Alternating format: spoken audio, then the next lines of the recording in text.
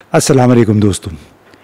Iran Israel जंग जारी है और अमेरिका ने इसमें जो अपना हिस्सा डाला वो 3 जौहरी तनसीबात थी ईरान की, उस पर हमला किया और उसके हवाले से दावे और जवाबी दावे आ रहे हैं। अब इसी हमले के हवाले से मैं चाह रहा था कि एक बैकग्राउंडर, एक एक्सप्लेनर आपके सामने पेश करूं, क्योंकि अमेरिका ने ईरान की जौहरी तनसीबात पे जो हमले किए, बताया जा रहा है कि वो तैयारे स्टेल्थ B-2 बॉम्बर जो थे वो डिएगो गार्सिया का अड्डा है, फ़ौजी अड्डा है अमेरिका का, वहाँ से उन्होंने परवाज़ की थी। इसके अलावा एक और ख़बर ये भी आई थी कि कुछ तैयारे स्टेल्थ बॉम्बर जो कि रेडार की पहुंच से बाहर होते हैं, वो वाइटमैन एयरफोर्स बेस मिसूरी से उन्होंने परवाज़ की थी मिडल ईस्ट की तरफ। अब उसमें बीबीसी की एक रिपोर्ट में ये बताया गया कि कुछ तैयारे डिएगो गार्सिया से उड़े, कुछ तैयारे वाइटमैन एयरफोर्स बेस मिसूरी जो कि अमेरिका में है वहाँ से उड़े, ताकि दुश्मनों को धोखा दिया जा सके, ये पता न चल सके कि असल में कौन से तैयारे ईरान पे हमला करेंगे। अब अमेरिकी जो B-2 तैयारे थे उन्होंने असल में हिंदुस्तानी फ़िज़ाई हुदूद का भी इस्तेमाल किया। वो फ़िलिपाइन के जो करीब गुआम जज़ीरे पे एक और अड्डा है, वो भी इसमें इन्वॉल्व था शुरू में, लेकिन अब जो ख़बर सामने आई वो ये कि डिएगो गार्सिया दरअसल इस्तेमाल हुआ ईरान पे हमलों के लिए। अब डिएगो गार्सिया क्या है? ये इंडियन ओशन या बहर हिंद के कल्ब में वाक़, हर तरफ से पानी में घिरा हुआ, नज़रों से ओझल, लेकिन आलमी तनाज़ात के बहुत करीब, अमेरिका का सबसे मशहूर राज़ों में से एक राज है, एक जज़ीरा। इसको डिएगो गार्सिया ये वाहिद एक आबाद जज़ीरा है। बहुत सारे जज़ीरे हैं, उनका एक झुंड है बहर हिंद के वस में, और इसकी वाहिद जो आबादी है वो फ़ौजी अहलकार हैं और उनके ठेकेदार हैं, जिसको US मिलिट्री कॉन्ट्रैक्टर्स कहते हैं। और गुआम एयरबेस के साथ साथ बिल्कुल करीब ही बहर हिंद के इलाके में 2 अहम अमरीकी बम्बार अड्डों में से एक है, यानी एक गुआम है और एक ये डिएगो गार्सिया है। 1960 और 70 की दहाइयों में अड्डे के क़याम में मकामी आबादी और उनको ज़बरदस्ती यहाँ से हटाया गया ये अड्डे बनाने के लिए, और उनको मॉरिशस और सेशल्स जो करीबी जज़ीरे हैं वहाँ जलावतन कर दिया गया था। और बुनियादी तौर पे इस पे मॉरिशस का दावा है कि ये जज़ीरे हमारे हैं। अब जज़ीरा नुमा पर ख़ुद मुख्तारी का दावा इस वक्त मॉरिशस करता है, और हो सकता है किसी मौके पे इसकी मिल्कियत मॉरिशस के हवाले कर दी जाए, नॉमिनल तौर पे, यानी अलामती तौर पे, क्योंकि ज़ाहिर है अमेरिका ये अहम अड्डा कभी छोड़ेगा नहीं। इससे बैनुल-अक़वामी अदालत इंसाफ़ और बैनुल-अक़वामी अदालत बराए कानून बराए समंदर ने बड़ी हद तक मॉरिशस के दावे की हिमायत की थी, लेकिन अभी तक बहरहाल इस पे कब्ज़ा अमेरिका का बरकरार है। और चूँकि आजकल बात जब ईरान के ख़िलाफ़ हमलों की हुई तो एक बार फिर ये मामला उभर के सामने आया, एक बार फिर उस पर तवज्जो चली गई। अब फ़ौजी ताकत को प्रोजेक्ट करने का, इसको कहते हैं पावर प्रोजेक्शन, उसके लिए ये एक बेमिसाल प्लेटफॉर्म है अमेरिका के कब्ज़े में, और इसकी जो तन्हाई है, यानी बहुत दूर दराज बिल्कुल बहर हिंद के वस में है, और इसकी जो नाजुक पोजीशनिंग है, क्योंकि ये अमेरिका को बहरी फ़िज़ाई एक मकाम बेस या अड्डा फराहम करता है, इसीलिए इसको कहा जाता है कि ये एक ना डूबने वाला तैयारा बरदार बहरी जहाज़ है। और इसकी कुर्बत जो है वो है जनाब ये मशरिक़ वस्ता, मशरिक़ी अफ़्रीका, जनूबी एशिया और जनूब मशरिक़ी एशिया में ऑपरेशंस को सपोर्ट करने के लिए एक ज़बरदस्त किस्म का एक मरकज़ी ये एक नुक्ता है, और इससे आलमी तिजारत, तवानाई की हिफाजत और इंसदाद दहशतगर्दी की कोशिशों के लिए अहम इलाकों में तैनाती के लिए फ़ोर्सेस को यहाँ से बहुत जल्द मोबिलाइज किया जा सकता है।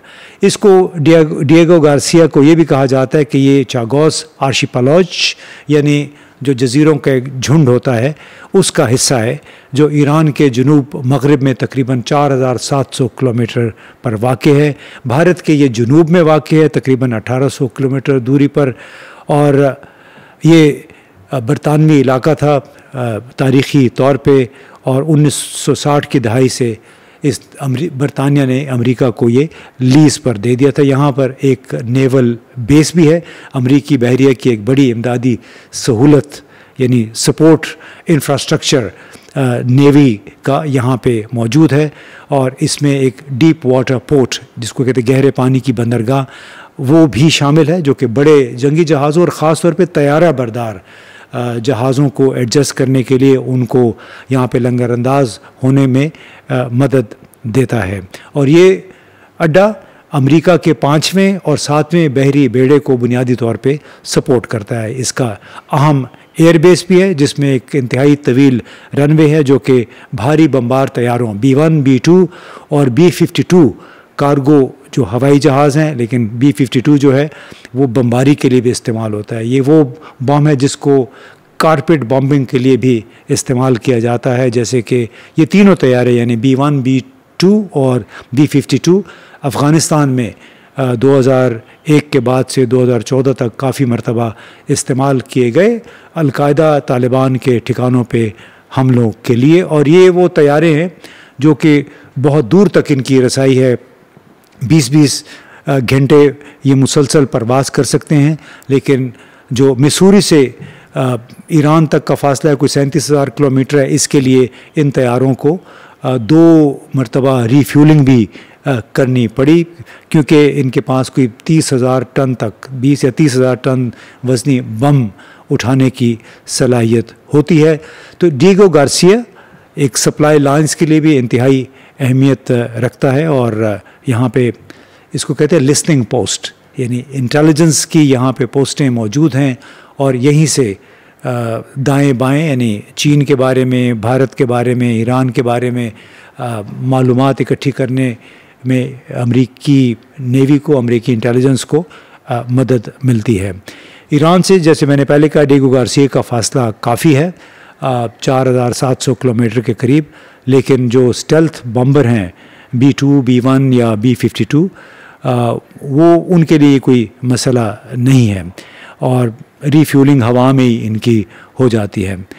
और जैसे मैंने पहले भी कहा कि ये अड्डा जासूस तैयारे जो हैं, जिसको अवाक्स भी आप कह सकते हैं, ग्लोबल हॉक ड्रोन और KC-135 और KC-10 टैंकर तैयारे भी इसी बेस पे मौजूद होते हैं। यहीं से उनकी आमद और रफ्त होती है अपने दूसरे इलाकों में जाने के लिए। तो बुनियादी तौर पे ये तैयारा जो है कोई 50 B-52 ख़ास तौर पे जब यहाँ से डिएगो गार्सिया से परवाज़ करता है तो ये 50,000 फुट की बुलंदी तक पहुँच जाता है। वहाँ कोई भी एंटी एयरक्राफ्ट गन, कोई भी मिसाइल उसको निशाना नहीं बना सकता। इस हवाले से मुझे एक बात याद आई, फ़ौज के साबिक सरबराह जनरल कमर जावेद बाजवा के साथ हमारी एक मीटिंग थी, और उसमें बहुत सारे सहाफ़ी मौजूद थे, इमरान रियाज़ ख़ान भी उसमें थे। और इमरान रियाज़ ख़ान ने उनसे पूछा कि जो B-52 तैयारे अगर पाकिस्तान के ऊपर से गुजरेंगे तो क्या हम उनको इनकार नहीं कर सकते कि हमें आपको इजाज़त नहीं है।